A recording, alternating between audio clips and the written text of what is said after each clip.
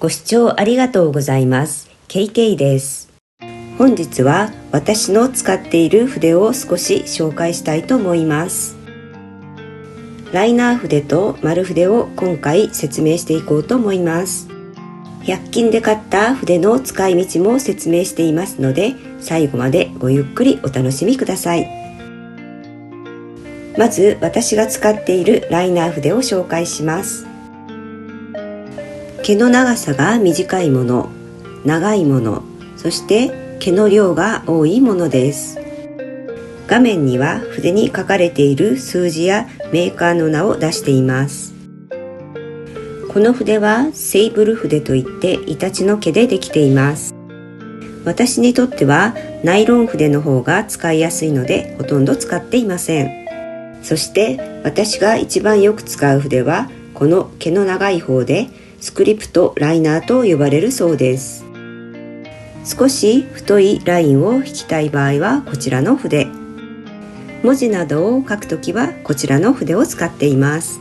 正式な筆の名称はあると思いますが、ここでは短いライナー筆、ライナー筆0番、ライナー筆2番と呼んでいきたいと思います。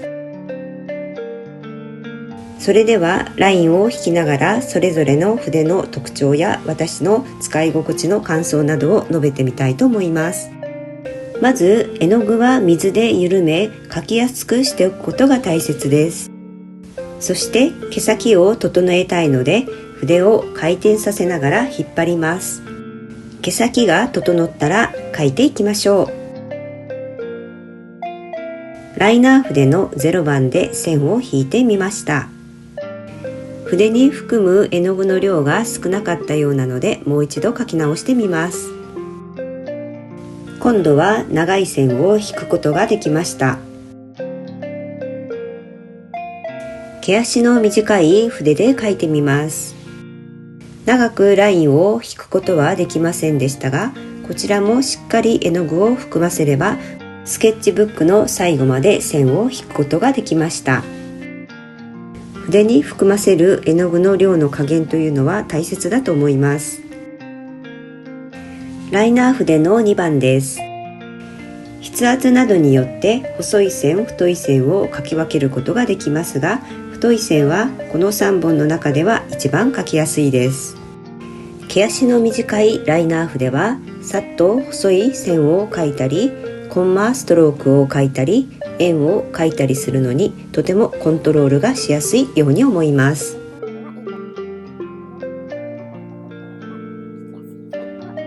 特に文字を書くときに一番書きやすいように思います。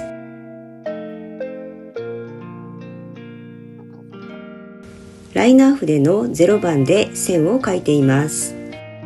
直線は先ほどと同じように細く書くことができます。コンマストロークは毛が長い分ストロークがよく伸び形よく描けるように思います。ぐるぐる描く円は毛先の動きが少し遅れるので筆の動きを予想しながら筆をコントロールする感じです。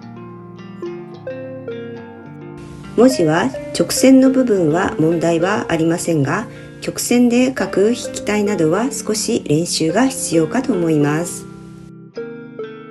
ライナー筆の2番は毛の量が増えた分線を細く書いたり太く書いたりすることができます。ただし線を細く書こうと思うとそれなりに気をつけなければいけないので、線を細く書くという目的ではライナー筆の0番が良いと思います。線が太くなるので文字は書きにくいと思いました。それぞれの筆で書いたラインやストロークや文字です。好みで自分の使いやすい筆を選ぶと良いと思います。私のおすすめは真ん中の筆、毛の長さが長いライナー筆の0番です。最初にこの1本を揃え、後から描きたい絵に合わせて買い足していくと良いと思います。丸筆の紹介です。私が一番よく使うのはこの丸筆の2番です。少し大きい丸筆の4番や6番も花びらの大きさなどに合わせて使うこともあります。こちらは子供の絵の具セットに入っていた筆を子供が使わなくなってから私が絵を描くときに使うようになった筆です。この3本はセットで売られていた筆で、書き心地を試してみようと思い買ったものです。この4本は100円ショップのダイソーで購入しました。4本合わせて100円です。安いだけあってこの金属の部分は使っているうちにグラグラしてきましたし、手で持つところの塗装は剥げてしまっています。しかしこの小さい丸筆は毛先をハサミでカットしてステンシルブラシのように使っており、とても便利です。また毛先が傷んでしまうような使い方をするときはこの筆を使って試してみるのも一つの方法です。では丸筆の2番でストロークをしてみましょう。筆をどのくらい紙に押し付けるかでストロークの大きさが変わってきます。一回り大きい丸筆を使うと大きいストロークが書きやすくなります。この丸筆は少し短い毛があり、毛先がまとまらないということが使ってから分かった筆です。コンマストロークをするとこのような感じになります。ここに揃わない毛があるのがわかるでしょうか。丁寧にストロークをしても揃わないのでこの筆は使わなくなりました。たまたまこの筆が不良品だったのかもしれませんが、毛先のまとまりというのはストロークをする場合本当に大切です。長く絵を描いていて私にとってはこのローレルというメーカーの筆は使いやすいです。次にこの子供の絵の具セットに入っていた筆ですが、もしご自宅にあれば使ってみることをおすすめします。絵の具をたっぷり含ませれば大きくふっくらとしたコンマストロークを描くことができます。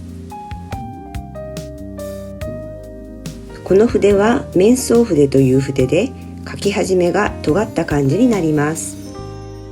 その特性を生かし葉っぱなどを描くときに使えると思います。ペンテルのこの筆は毛先が細くよくまとまっています。写実的な絵を描いている人がこの筆を使っているのを見たことがあり、細かい作業にとても向いていると思います。ストロークをしてみると細い太い細いのラインがきれいに出るので、それを活かした絵を描いてみたいと思います。この3本セットの筆はまだ十分に使いこなせていないのですが、いろいろと可能性を感じています。ダイソーで買った4本で100円の筆です。毛先をハサミでカットしたこの筆はステンシルブラシの代わりに使えます。特に小さい面積のところに色をつけたいときにとても便利です。また筆が傷みそうなこんな使い方の時にもこの筆だと惜しげなく使うことができます。丸筆を揃えるならばまず2番の丸筆がおすすめです。この花の絵は丸筆の2番で描きました。そしてこのエキナセアという花は桜ネオセブロンのこの太い筆で描きました。この絵の丸い水玉のような部分は丸筆の2番を使っています。これは初雪かずらという植物を描いたものですが、面相筆を使って描きました。ペンテルのこの先の細い筆を使って描いても良いかもしれません。今までいろいろな筆に出会いましたが、最初に揃えるのであれば丸筆の2番とライナー筆の0番が良いのではないかと思います。最後までご視聴ありがとうございました。チャンネル登録、高評価ボタン、とても励みになります。よろしくお願いします。また、感想やリクエストなどございましたら、コメント欄に書いていただけるとありがたいです。最後までご視聴ありがとうございました。